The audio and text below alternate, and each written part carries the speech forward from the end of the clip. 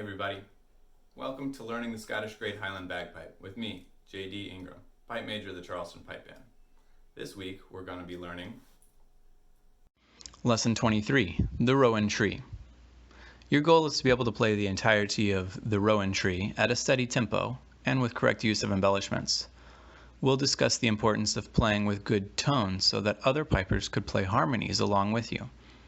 We'll try playing all of the tune. Your homework is to memorize the tune, The Rowan Tree. All right, we've got another new tune. Let's go over the checklist again. What is the time signature? What is the idiom or required tempo? What are the points in the tune that have a crossing noise risk? What are the embellishments I need to watch out for? And what is the roadmap? This tune, The Rowan Tree, is a lovely little traditional Celtic tune. It is a 4/4 march, so that gives us our time signature and tempo requirements. In this tune, watch out a little bit of the notes are dotted over the beat or, from one section to another. And that adds a little bit of a jazzy feel, but it can be difficult to play. This tune is also fairly popular to have harmonies played along with it. If you're playing with another piper, have them try to play harmonies along with you so you can get a feel for hearing two different voices playing at the same time as opposed to playing in pure unison like we've done up till now. Here's the sheet music for the Rowan Tree. This is a standard setting for our band. If you're looking at a different setting, be aware there are a lot of different interpretations of the first bar of the first line, the first bar of every line. I'm looking through it right now. There are a lot of different holds, dots, cuts, sometimes different doublings or embellishments. So this is what I will be working to. All right, let's look at the Rowan Tree. So we've got a one beat intro note, pickup note. That's a dotted low A and then the cut B. Be aware if you're starting a set with this tune that will eat into the whatever comes before it. If you're doing a roll off and a strike in, you're only going to have one beat of E before you've got to get down to that low A. If you're playing another tune before this, it's possible that will be required to kind of eat into the last note of the previous tune. Just an FYI. I'm going to set the metronome to 78 beats a minute and I will hum and clap through it. So here we go. 1, 2, ready, play. Ba-do, do do dum ba dee, dum dee da, dum ba dee dee dum, da hun da do, do dum ba dee, dee ba dee dum do, dum ba dum dee dee, dee dee dum ba dee do, dee dee da dee da dum, da hun da do, do dum ba dee, dee dum be dum, ba hun do, da. And that's the tune. All right, let's look at the next part of the checklist next. Looking back at our music and highlighting the spots where a crossing noise risk is fairly significant. The big ones are all from C to E. That happens quite a number of times. Happens C to E in the first line, C to E, and then E back to C in the second line. And same thing in the last line. In the third line, we've actually got two spots where we go from E to high A and high A back to E. You can watch out, get that ring finger up and down in the right timing. But those are the big crossing noise spots to watch out for. All right, crossing noises. Couple tough spots. Fortunately, there are almost all of them are within just the same 2 or 3 notes. So we've got that C to E in line 1. And that's coming actually from a B, if you want to include that just for some context.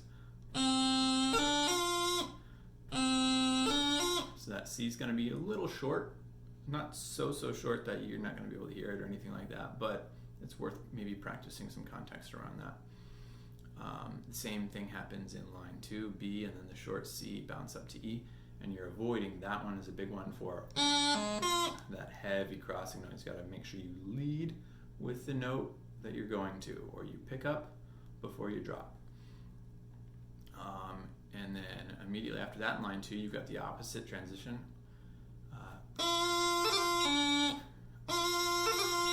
And that starts with an E doubling. And again, we're leading with the note that we're going to, or we're picking up before we're dropping. The alternative, you can get that low A sound if you do that incorrectly. And in line 3, we've got E's to high A's. So there's a shake and then the jump to high A. If you drop before you lift, you can get that nasty crossing noise in there, so avoid that. And later in line 3, the opposite. That's a E half doubling. You can get that nasty crossing noise, same way going the other way. Make sure again you lift before you drop.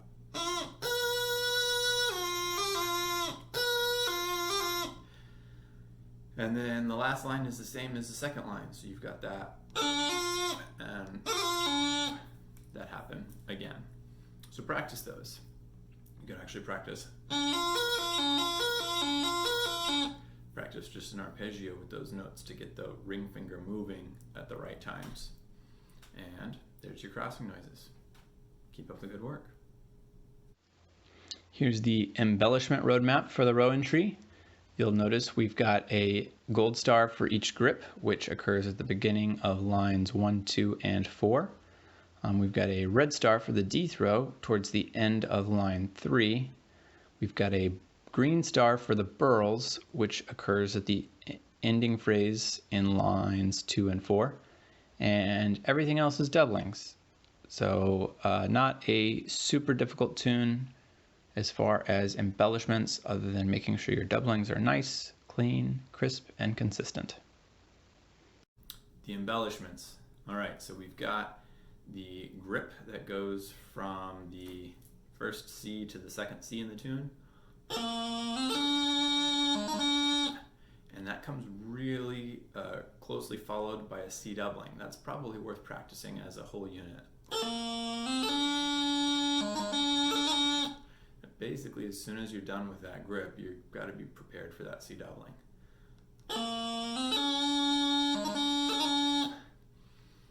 Later in the line, we've got the high doubling, followed by a F half doubling.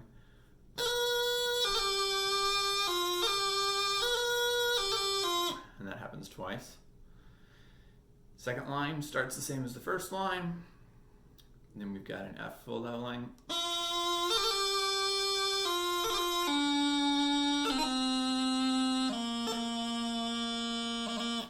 And then you've got the E doubling, B doubling, low A, and the burl as I just played it. Line 3, nothing really new. You've got an F doubling from F. And several of these things we touched on during the crossing noise check. After that, we've got this run down the scale with a D throw, a C doubling, and a B doubling as your last couple notes. And then line 4 is the same as line 2.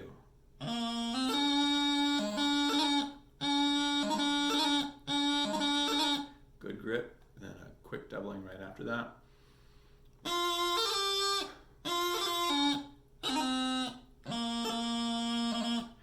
Wait on that burl. That's a bad habit that people will get into, and frankly, unless I say it every single time it happens, you're probably going to do it wrong at least once.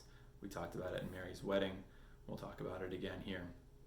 It's so easy to have that half note low A. Here, my sheet music is written as 2 quarter notes tied together. The tie is, of course, the squiggly line that attaches 2 notes together. And you wait for that first tap of the burl until the beat. Not right, where I just ended it on the beat that time. Really great players wait on their burls until they're almost late. So the later you can play the burl, the better. And now that's about it for the tough spots, and frankly that covers most of the tune. Let's talk about the roadmap next. Here is the phrase roadmap for the Rowan Tree. There is the first phrase, which is blocked out in red, and it is fairly similar to the pink phrase. You'll see that it is identical up until basically the last note. You'll also notice that all of the phrases in this tune start with beat 4 of the previous bar. It has a full 1 beat pickup note, and so every phrase is kind of offset from the bar count by 1 note. So be aware of that throughout. We have the blue phrase, which is the first line answer phrase. It is basically unique within the tune. We have the ending phrase in green. And then we have the orange phrase, which is the theme phrase of the second part, and the answer phrase is the yellow phrase. Those are both fairly unique, so be aware of those. And but the part that you can practice that is fairly repetitive is the red and pink phrase. And we'll go over it next. All right, we've talked through the roadmap. You know how it goes. Let's try the whole thing first at 60 beats a minute, which should be your target for the short term, and then I'll try it again up closer to 80 beats a minute, which is kind of your long-term target. So first up, 60 beats a minute. I'm going to give you 3 beats of intro, and then we'll start. So ready? 1, 2, 3.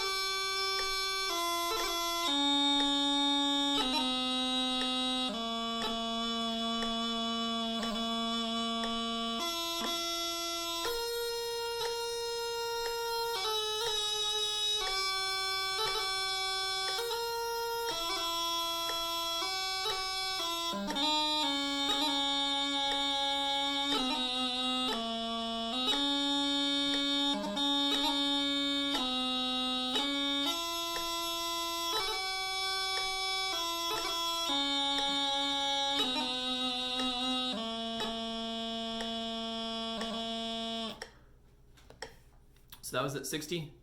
That gets you a pretty solid tempo. You can play it like that. It sounds fine. It's a little on the slow side, but frankly, if I was requested to play this at some sort of solemn ceremony, maybe a funeral, that's about how I would play it. On the march, when you're trying to get down the street and get to the end of the parade quickly as possible, we're going to play it a little quicker. So here it is at 80 beats a minute. Same thing after 3. 1, 2, 3.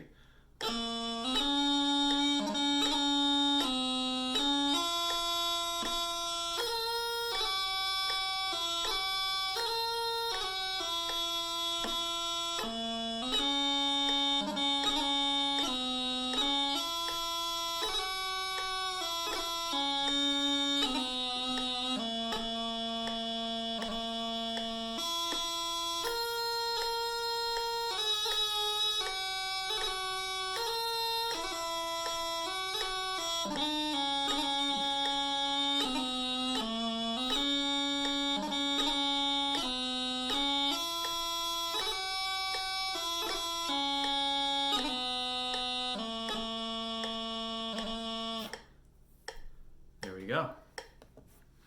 That's the tune. Keep up the good work, and I will see you on the next tune. Thanks again for tuning in. Some final thoughts for you this week. Once again, just keep everything we've learned in mind. This is a great tune, and we're really getting into some fun music now, but this is a spot where a lot of people start getting more focused on what the music's supposed to sound like from a kind of big notes, 10,000 foot macro perspective, and they start to forget about having good doublings, good D throws, keeping those crossing noises out of their musical expression, etc. And so don't let that be you. Make sure we're still focusing on all the fundamentals, because those really can mar a performance. And keep up the good work.